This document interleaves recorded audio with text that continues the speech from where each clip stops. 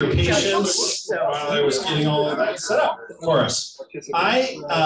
For those who were not at our earlier service, surprised, and maybe you're expecting Mitchell Hamlin law professor Susan Martin to be up here today. Unfortunately, her brother-in-law is in the process of passing away. So that's why we've had to reschedule her, and she's with family up in Fargo. We'll hold them in our prayers and have just sort of said, we'll hold off having Susan come because she's got a great couple of weeks planned for us, and we will. However, for the rest of this, we will. Kurt Norenberg, if you can hear me, please mute your microphone. Thanks. I'll get to that in a second. But needless to say, first, you need to have the Zoom app, smartphone or tablet. Really, whichever device you plan to use to.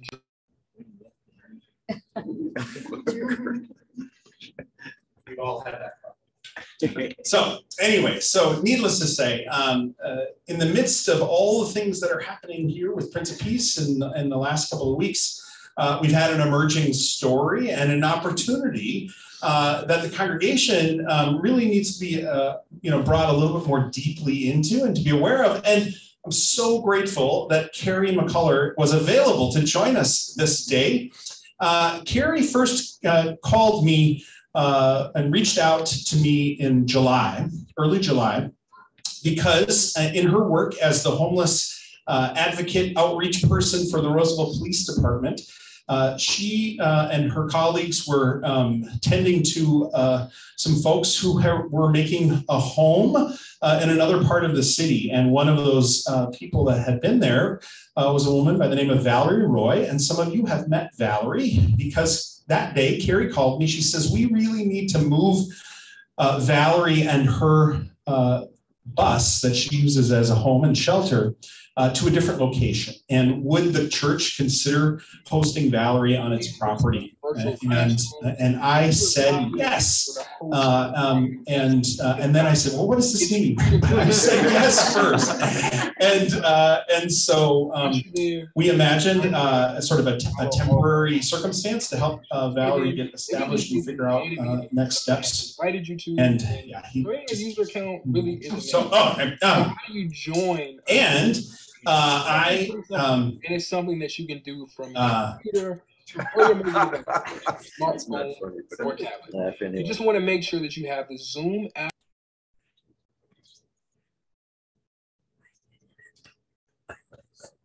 Okay, let's see how long that lasts. We are in the process of meeting Valerie, who brought her bus over here. Hopefully you all had a chance to see it at some point.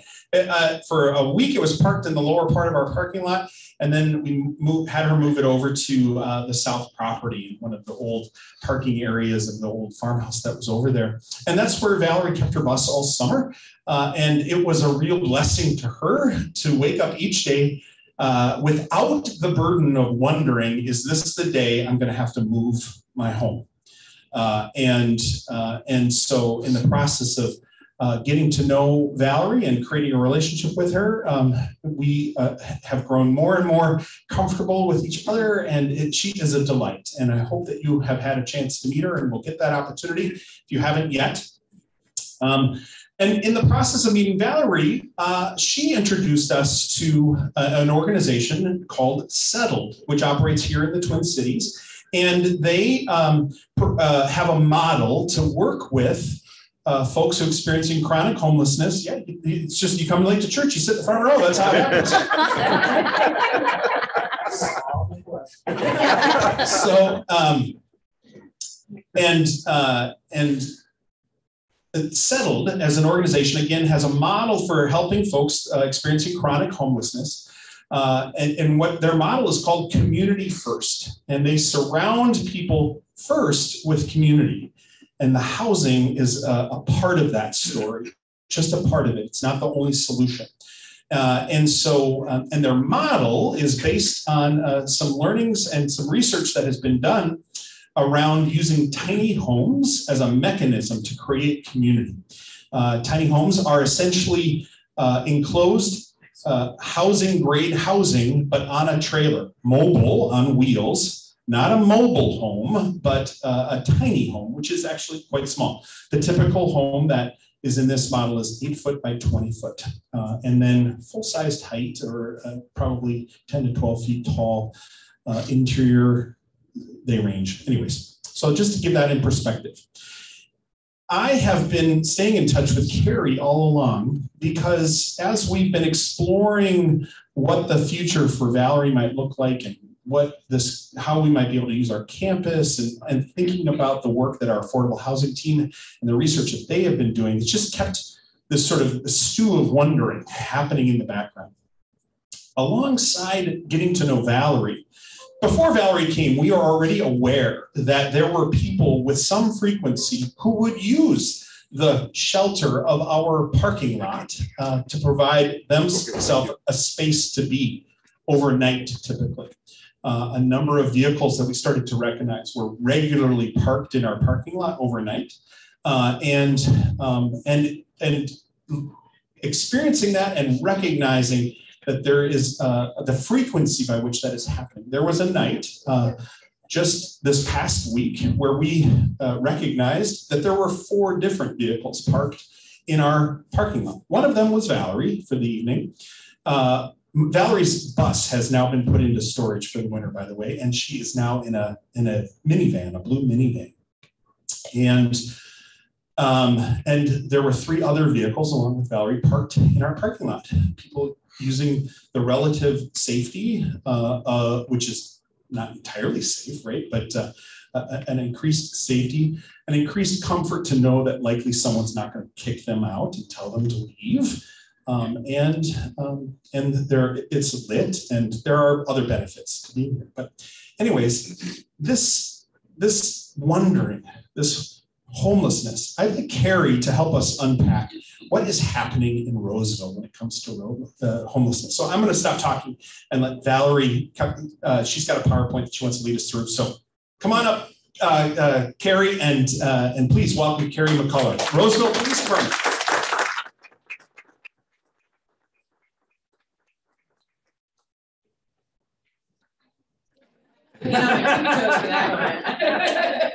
Good morning, everyone. My name is Cari McCollor. I am embedded with the Roseville Police Department. I do homeless outreach.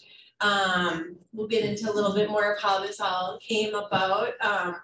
And I do have to apologize. Pastor Peter called me and said, can you come and do a presentation? While I was doing a presentation on Friday morning. So, and then I realized this morning I could not edit it. It was read only. So it has a little bit of outdated info on there. So I apologize. I was going to change it, but I couldn't. But this is a presentation we just did on Friday for a bunch of the politicians in town. So, all right, next slide.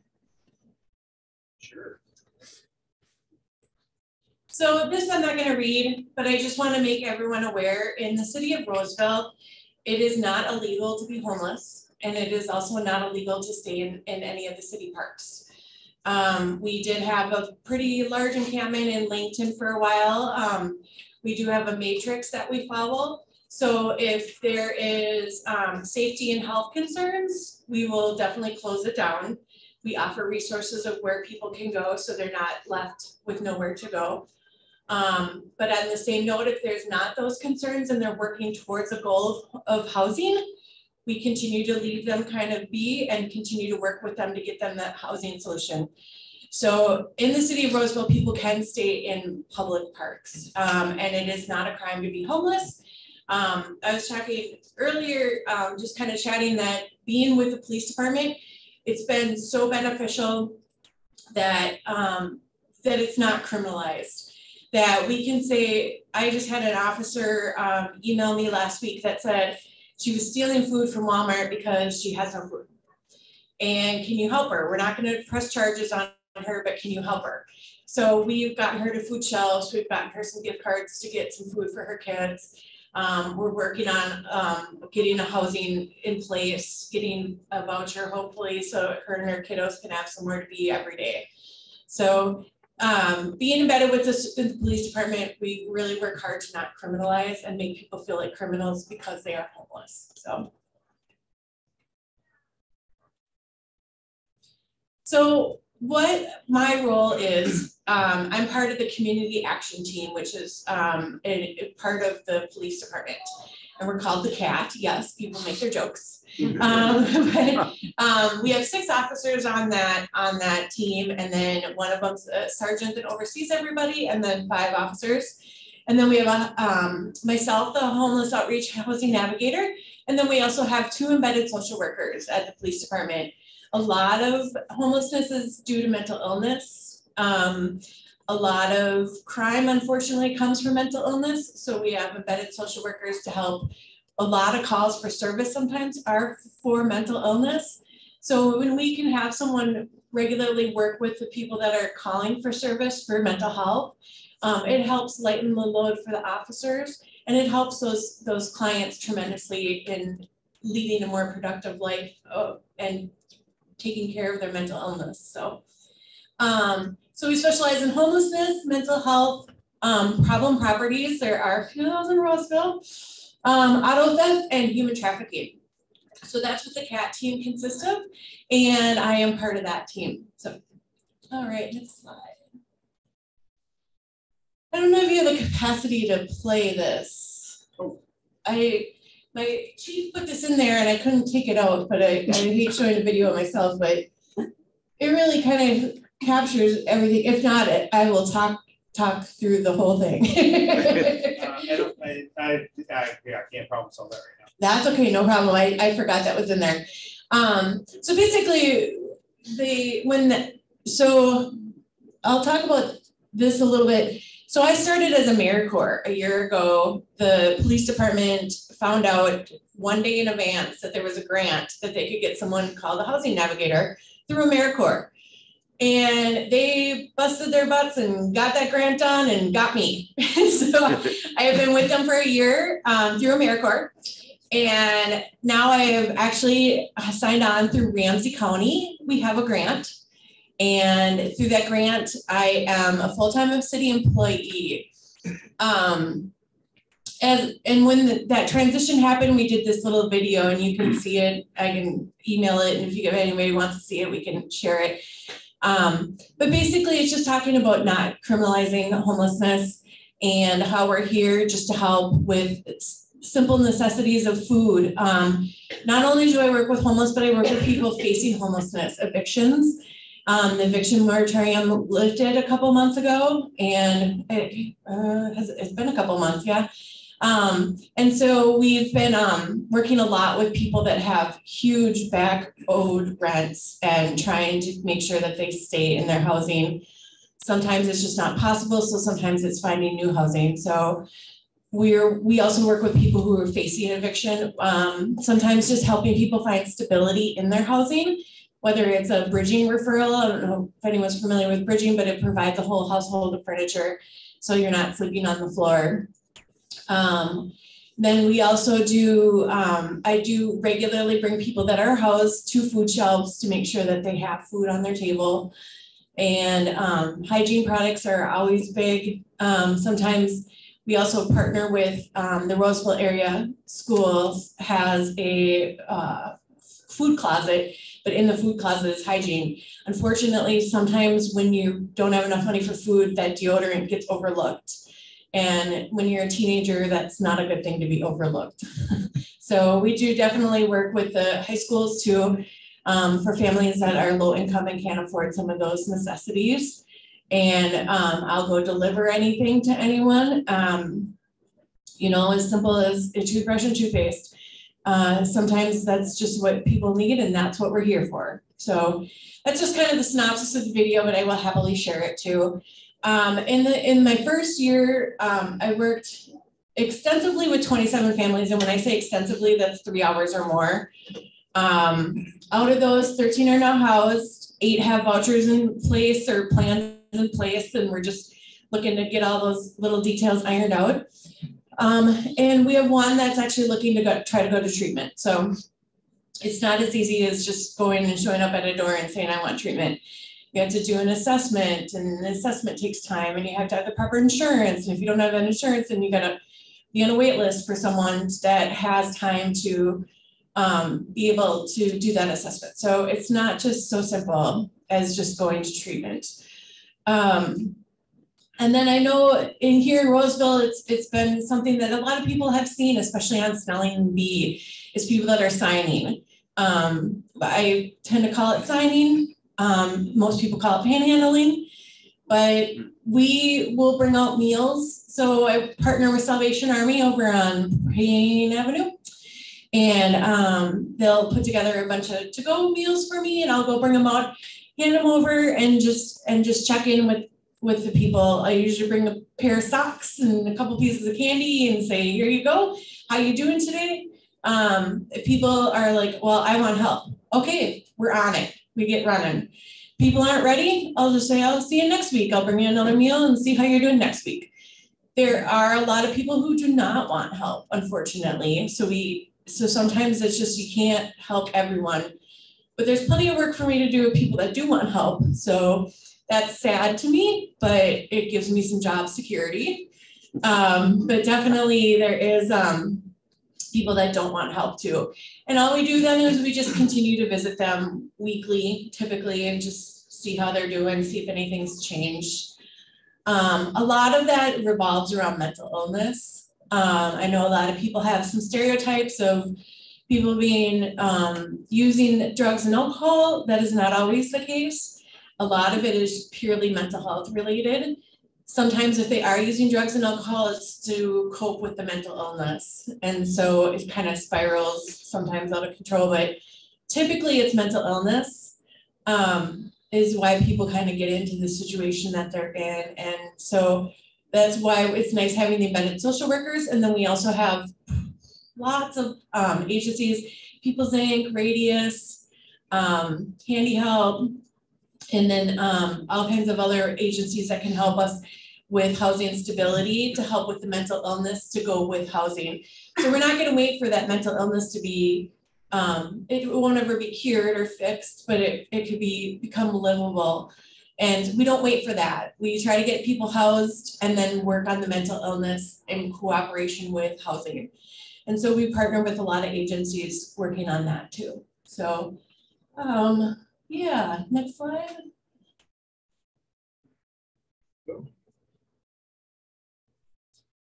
And so what I just kind of want to talk about, I have two slides here that just kind of talk about what a day looks like. I recently had a client that needed a social security card to get into housing. We got an apartment lined up, everything was ready to go, but they needed that social security card. Well, we went down to get the social security card and they wouldn't let her into the social security office without an ID.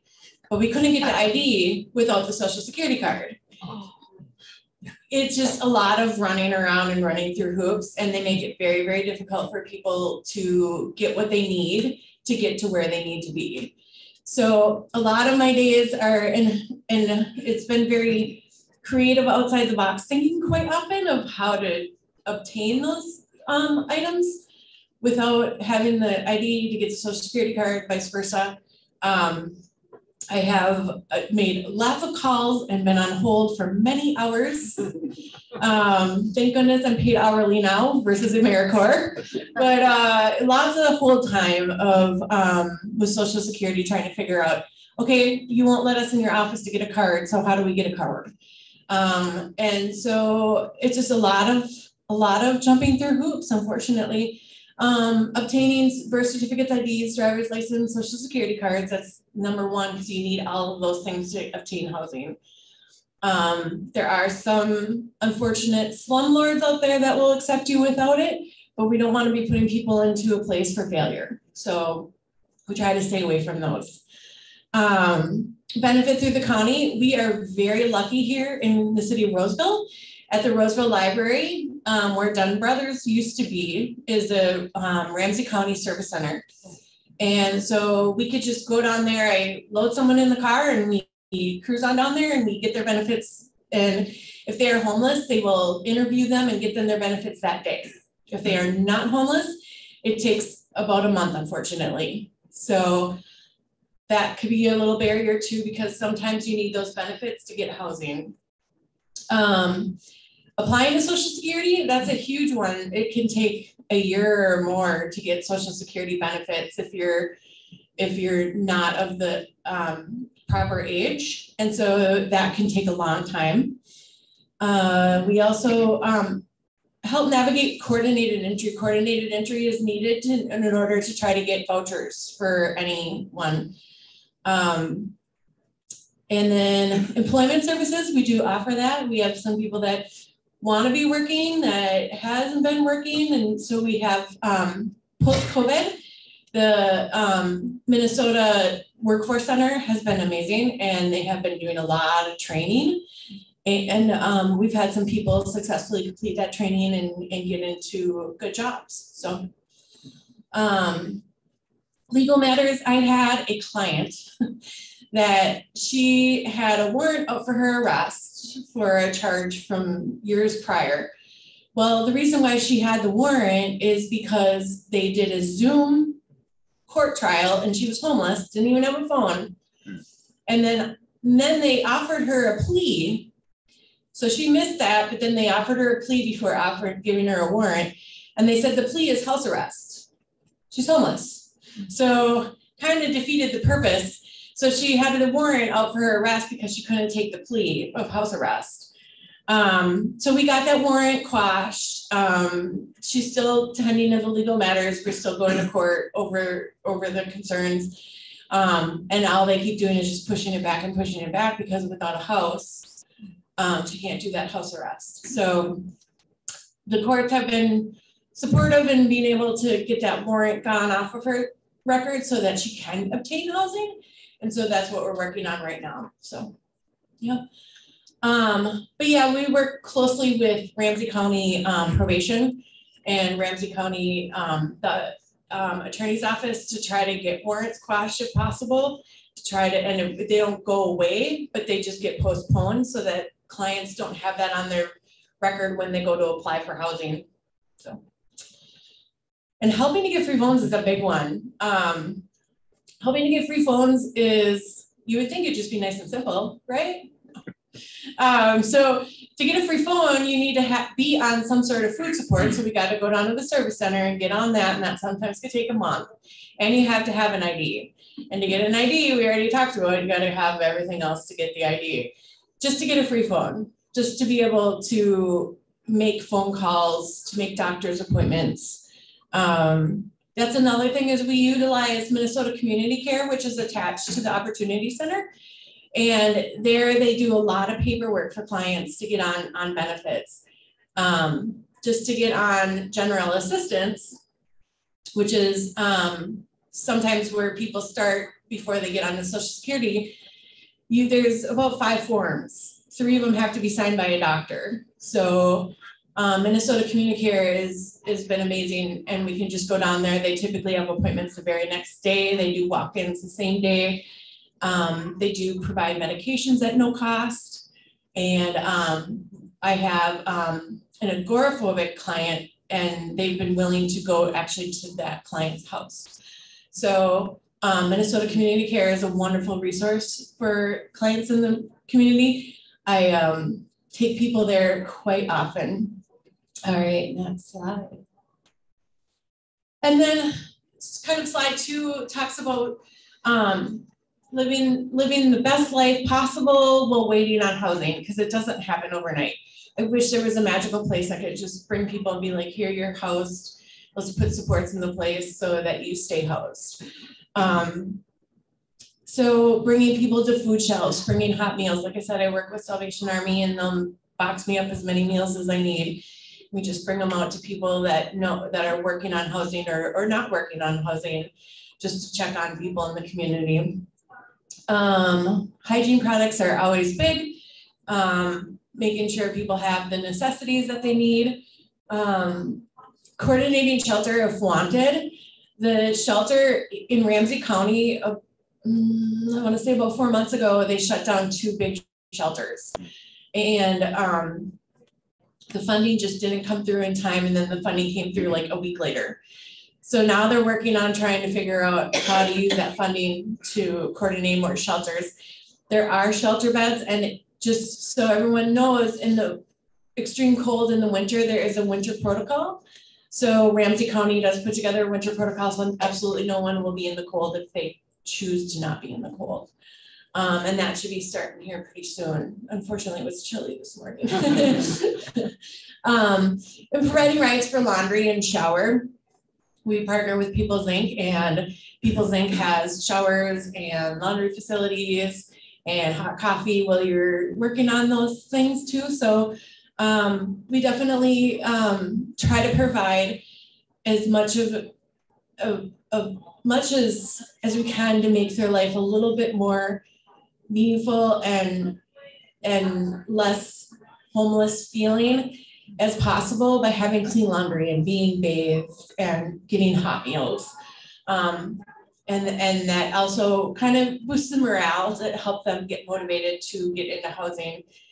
So yeah, so we do as much as we can to try to keep their best life while waiting on housing. So yeah, I think that was it. Yeah, I just kind of overview of what a day looks like for me, and there is on an average day I would probably work with 10 clients on an average day.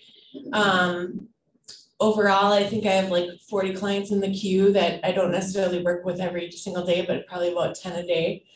And then I'm always open, I know, as Susan knows, I'm always open to get referrals too. If I have some cards and can share my information to via email, because I don't think I have enough cards. But if you ever see anyone that's homeless in the community, I'm more than happy to help out. And like Pastor Peter talked about, we did find Valerie homeless in the community, and I just spoken to Pastor Peter and just was like, hey, who knows, maybe this will work. So, and it did, and it has been working very well. And she would be here today, but she got a job for the season, for the rest of the season. So she said I could share that. She's working at the farmer's market, so she's doing really well. But yeah, so any questions? Yes. What's your feeling on those of us driving by giving money to people? Yeah, giving money to people that are holding. Oh yeah, absolutely. So the question was, how do you feel about giving money to people who are holding signs? I personally, and kind of the stance that the city has is to give to a charity that will give to the homeless. And there is a lot of them, and I can definitely recommend some that are reputable, that are good.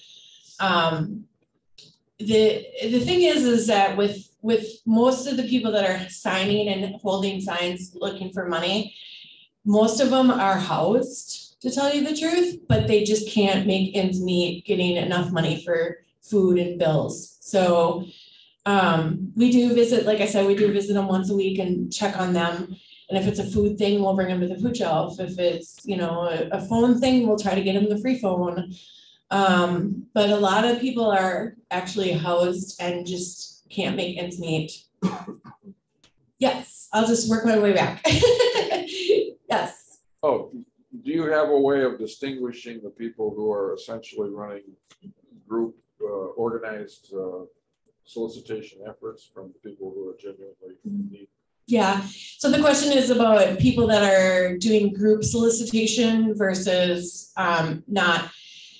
We know that there was the group here this summer and they travel, and I know that's actually how I got in touch with Pastor Peter in the first place. Is you had some people out here on Victoria and C, and we do typically know that they are from a group because they're all staying at the one motel together.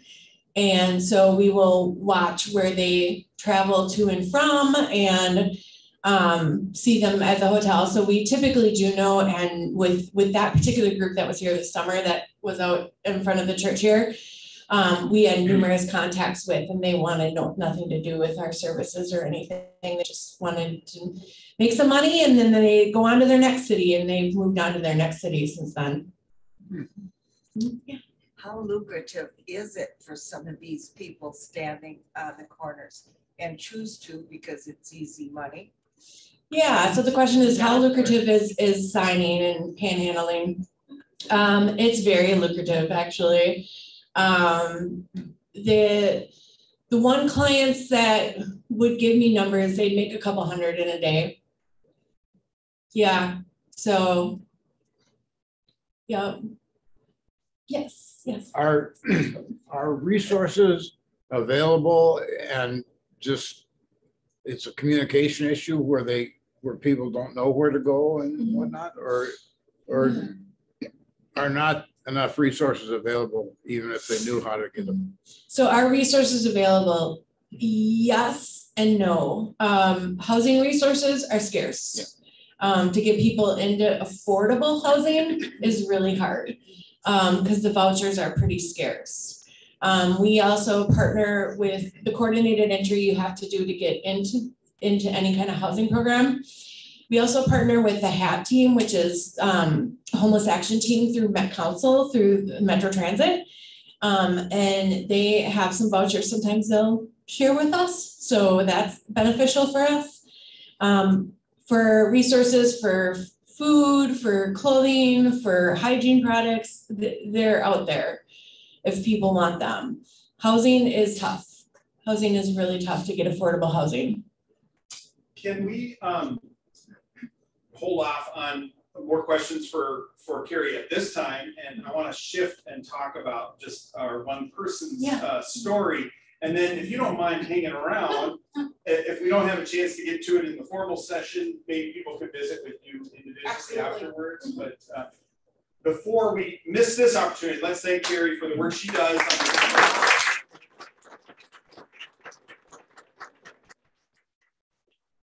I do want to make sure we have some time to talk specifically about this opportunity.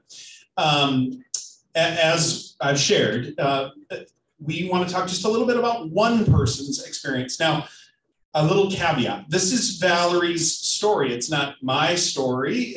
And so I'm not going to be able to share everything about it. But I would encourage you, you'll have a chance to interact with Valerie, I hope at some point, to engage her in conversation and find out a little bit more about her and have her tell her story to you.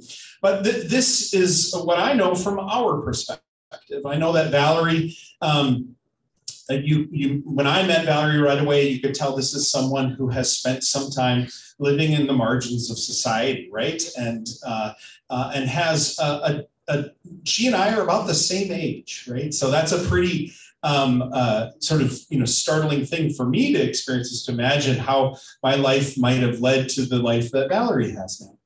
Valerie lives, her home had been this summer was a school bus, and she is quite proud of it and talks about it with enthusiasm, and yet she recognizes there's limitations to that, and one of those is she doesn't have a permanent place to keep it, to put it.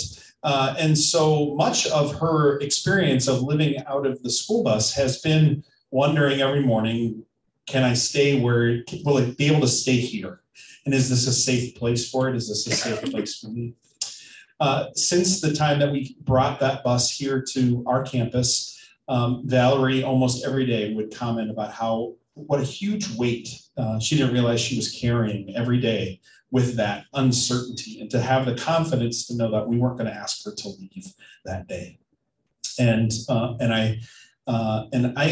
that just is a really profound thing. Now, also, Valerie has talked about other alternatives and other places that she has spent time and where she's found shelter in the past. And she has chosen that this scenario of her living out of that school bus is the best thing for her. You talked about how to help them live the best life you can in this time. And this is the life that she has crafted together. Valerie does receive Social Security disability income. Valerie does receive supportive services through the state, healthcare, and a variety of things. She is blessed in many ways by that. But probably the best blessing that has come along into Valerie's life is her familiarity through a street outreach program. She got to know the folks connected with an organization called Settled. And that is this organization that is developing these community first housing models for people dealing with chronic homelessness, which is what Valerie would come into. They have developed a prototype community in partnership with a church over on Wheelock Parkway. It's called the Mosaic Christian Community, and they have named this first tiny home community the Mosaic Sacred Settlement. And there are 6 homes located there. Valerie she'll say proudly, I'm 7th on the list, meaning there is no space for Valerie at Mosaic, but she anticipates that she would be the next she would be able to move into the next sacred settlement. A few weeks ago, I invited Gabriel Claudus, one of the co-founders of Settled, to come and sit and visit with me. She had been asking for this conversation. I said, yes, come. I fully expected Gabriel to make a proposal that Prince of Peace go on the journey to consider becoming the site of a sacred settlement. That is not at all what Gabriel came to talk to me. In fact, Gabriel has more churches than she can handle right now who want to become the hosts of sacred settlements. All Gabriel wanted to talk to me about was, how do we take care of Valerie? This one person in the midst of this sea of people who need help in this community. Gabriel has an idea for this one person, and that is they have already built additional tiny homes that are scheduled to become a part of the next sacred settlements. But that settlement location is not yet decided and prepared and ready to go. So why leave those empty? And would we consider placing one of those homes on our property temporarily? Valerie's future home could be located here temporarily until the settlement is ready to go. And then it would move likely to that location. Along with Valerie, because the Settled model is community-based, they would embed with Valerie another, what they call resource family or a resource individual, but in this case, a family. She has a family that's prepared to move from their stable housing into a tiny home as an intentional choice to live in community with Valerie next door, to be neighbors with Valerie, to be here on our campus in the interim. So there would actually be 2 homes located on our property. Because that other group is a family, and it's a husband and wife and their 10-year-old child, the homes themselves are a little small for that size of a family, but they have actually been gifted a sizable RV, which would be, it's like a 2-bedroom RV. Imagine those giant bus-style RVs, and they have one of those available. So the vision right now is proposals been brought to us, and I'm going to have Michael speak to this in more detail, is to consider hosting on our campus a tiny home for Valerie and an RV alongside for the resource family. So that's what we're here to talk about a little bit more deeply. Michael, do you want to take over?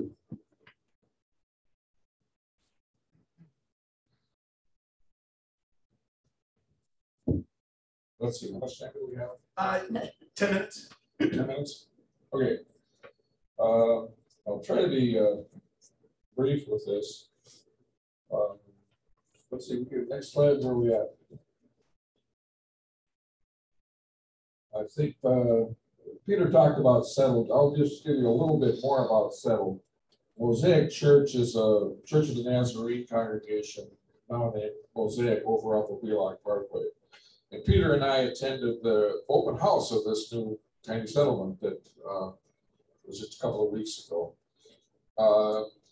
Interesting connection there is that, independent of Valerie's connection with Settled, Pastor Peter and I both made a connection with John Clawitter up at Faith, who many of you know is our former associate pastor, who they've been trying to get a tiny home settlement up there for veterans that ran into a lot of snags because of COVID and so forth.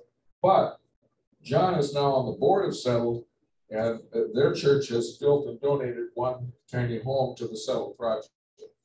And the home that we were potentially going to have here would be almost exactly the same as the one that Faith contributed. Next slide.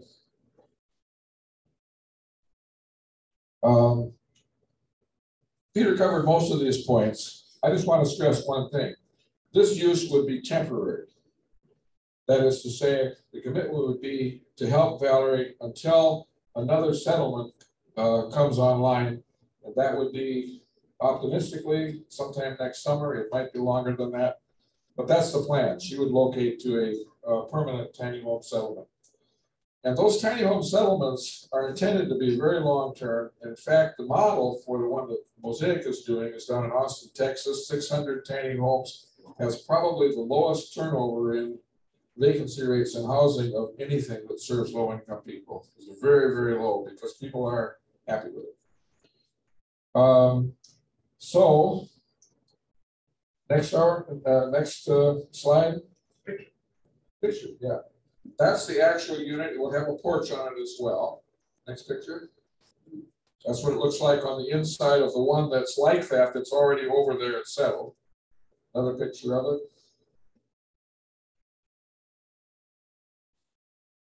So these are small, I would say cozy, very nice. They're dry camping. There's no utilities other than electric. But so you bring in water in case for your personal hygiene, washing, things like that. You have to dispose of the gray water. Over that tiny village over in off of Wheelock, they have a composting system for their gray water. We would need a disposal system here that was more convenient, but we've got greens. Next slide. So what's our responsibility? Providing the space.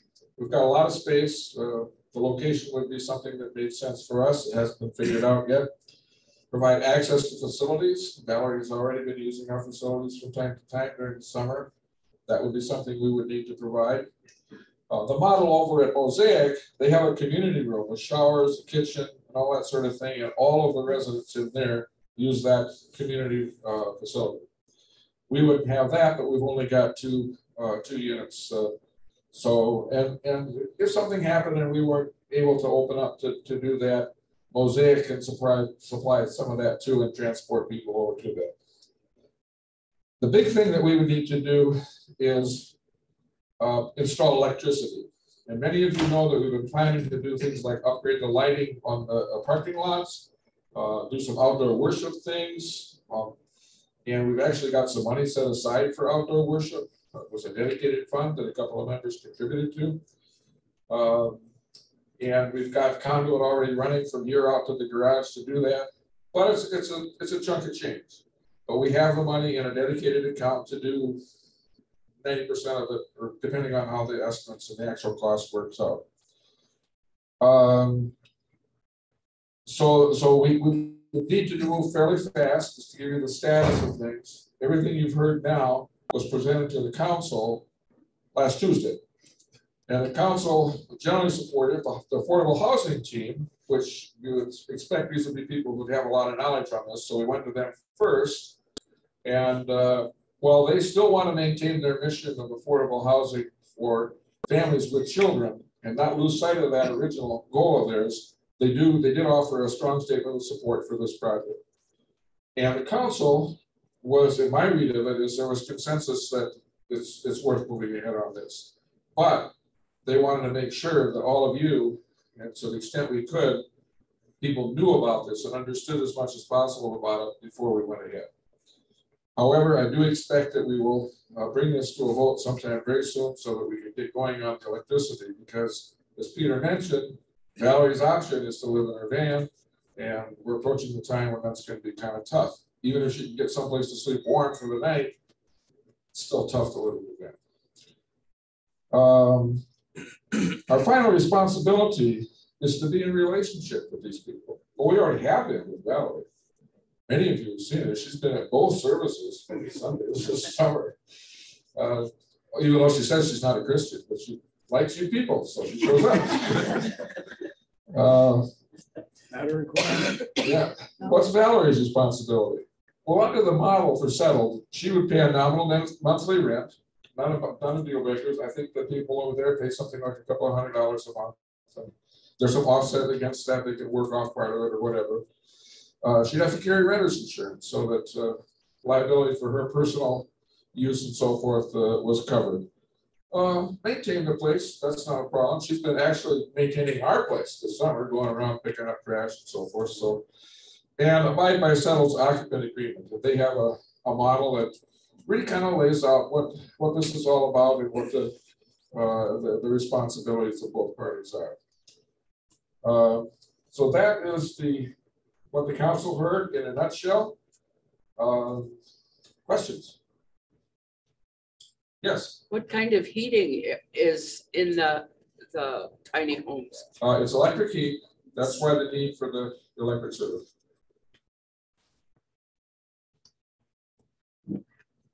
Yes.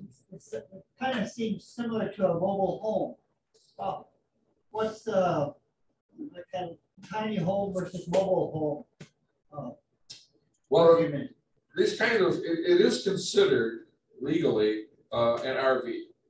That is, it's on wheels, it's mobile. In fact, the zoning for the Wheelock Parkway thing is as a campground, as an RV park, because they couldn't get special zoning for this kind of a establishment put together. The difference would be kind of like the difference between an RV and a park model, where the walls are thicker, the construction is more of a residential grade instead of the lighter weight construction. So it's built for a Minnesota winter. It's insulated. As you can tell from the other, while the outside there, it's cedar shakes instead of aluminum siding. It's inside, you know, the cabinetry is all good solid construction. Is there any reason that we wouldn't want to do this? I mean, I can't think of any. Any reason why we wouldn't want to do it? My personal viewpoint is the only thing that would prevent us is if an act of God, as it were, but it's a kind of an act of God that we're given this opportunity. So, no, I think if something fell through on the other end, but anything within our control, I don't see why we would not go ahead with it. It's a very low investment for us. It's an immediate concrete benefit for it. Mostly, I think the thing is, both Peter and I, every step of the way on this thing, it's like, what's God telling us? Like, I remember sitting in Peter's office and saying, boy, the Spirit, it's just, you know, it's not something we went out and looked for. You know, it's kind of like God came to us. Is there any way, and I know it was mentioned when she first came, to not want it to become tent city, another tent city, but is there a way to prohibit people coming in and just putting up a tent? Well, I think that I'd like you to think back to the presentation that we just had from Harry, because I think we have kind of a partnership going here now. And she was talking about how there are places that people go that are fine, they're fine, there's some that are problematic, and they have ways of responding to those. I think if we had something that was becoming problematic, our partnership with Cari and the Roseville City folks would help us with that. Just out of curiosity, when the person is responsible for a certain amount of rent, does that rent go to settled? Does that rent go to offset electric expenses that we incur, or how does that financial transaction work? We're not 100% clear on that right now. I just found out a couple of days ago, I had another conversation with the settled people where they explained, they had done some research on the insurance piece of it, like property casualty and liability insurance. And what would it be on this one? We originally thought that settled would probably carry that insurance. They said legally what has to happen is that the title has to transfer to us for that home, and then we have to carry that insurance. So as title holder for that particular unit, I'm guessing that we would be collecting the rent too. We haven't worked all that stuff out yet. Got it.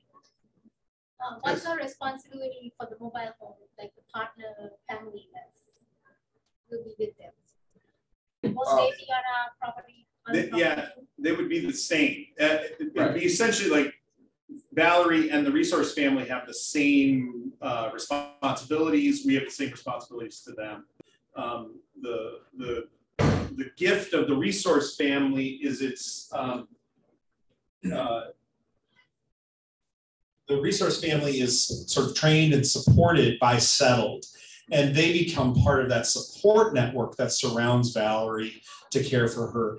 We're a part of that story as well, but we're not the people who have been trained and aren't resourced in the same kinds of ways. And so I know when the affordable housing team was doing their exploratory work, they talked a lot about the need for partnering with agencies that would develop the supportive piece of that. And this is how the Settled models delivers that. It's through these resource families that are embedded, or resource people that are embedded within the communities. The 6-home site at Mosaic, 2 of the homes are resource people. 1 is a couple and 1 is a single. And then 4 homes are occupied by people who were previously homeless, 1 couple and 3 singles. So that's their model, and it really puts me at ease to know that I'm not solely responsible for Valerie's care and well-being most of the time. I feel a sense of responsibility, but it's encouraging to know that we have support and partnership in that.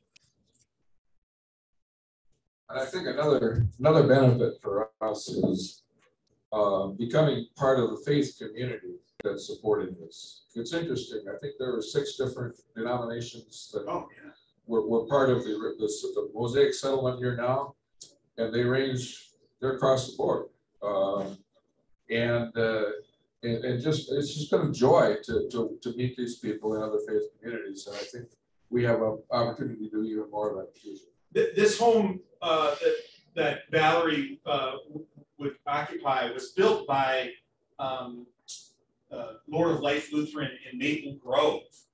So they're an ELCA partner church over in Minneapolis Synod, but they built this church in their parking lot as it was their church activity. They funded it, they paid for it, and now it's just sitting there not being used. They are super excited to learn about the prospect that this home would be put to use. I'm imagining, assuming this goes forward, an opportunity to have all of them come over here and see it once Valerie's here and it's in place and it's providing shelter for her. What a gift, and to celebrate together with that church to help them live out the calling that they've been feeling to do this work as well. So I see the clock is yeah, I gotta get 10 ready to go to worship. Melody's doing this to me back there. So, okay, we're out of here. We gotta call it. So much. Visit with Michael and Cari if you have more questions. I'll be doing this a little bit of it again during worship. Yeah, the box on the table. Nice.